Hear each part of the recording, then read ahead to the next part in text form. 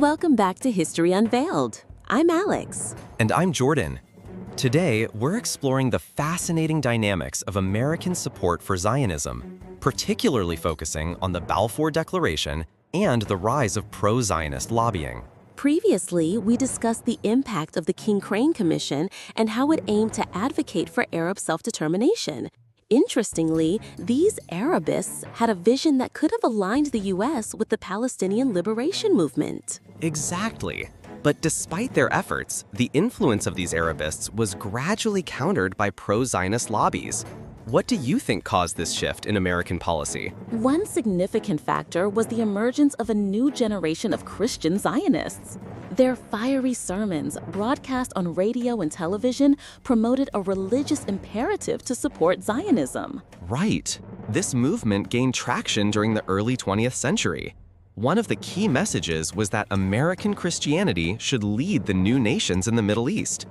How do you think this perspective shaped American public opinion? It created a narrative where Zionism was seen as a divine mission, overshadowing the voices and rights of the local populations. Edward Earle, a Princeton professor, criticized this mindset, stating, "If American opinion has been uninformed, misinformed, and prejudiced, the missionaries are largely to blame." The missionaries' impressions of Palestine were often disappointing, as they struggled to reconcile their biblical visions with the reality on the ground. Exactly. They saw the locals not as a nation with rights, but as an exotic spectacle. This perspective aligned with Zionist narratives, which often ignore the local population's claims. How do you think this contributed to the eventual alliance between Christian Zionists and the Zionist movement? Fast forward to 1922, and we see a pivotal moment when the U.S. Congress passed a joint resolution favoring a Jewish homeland in Palestine, echoing the Balfour Declaration. Yes, this was a significant victory for Zionist advocates. The resolution stated, "The United States of America favors the establishment in Palestine of a national home for the Jewish people." But it also emphasized protecting the rights of non-Jewish communities. That's an important nuance. Despite this, the State Department viewed the resolution as merely a sympathetic expression and not a commitment to foreign entanglements. What does this tell us about the tensions between different branches of government? After the resolution, the pro-Zionist lobby grew stronger, especially after the founding of the American Jewish Congress. But some key figures, like Louis Brandeis, struggled to connect with the younger generation. Indeed, the landscape was changing. Over the next decade, pro-Zionist organizations flourished, collaborating with Christian Zionist groups like the Pro-Palestine Federation.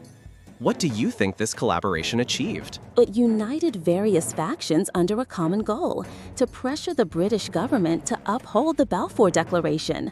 This alliance was crucial for the pro-Zionist cause. By December 1942, the momentum had built to a point where 63 senators and 182 representatives marked the 25th anniversary of the Balfour Declaration with a proclamation confirming U.S. endorsement. This was a remarkable endorsement. It showed how deeply embedded Zionism had become in American political discourse.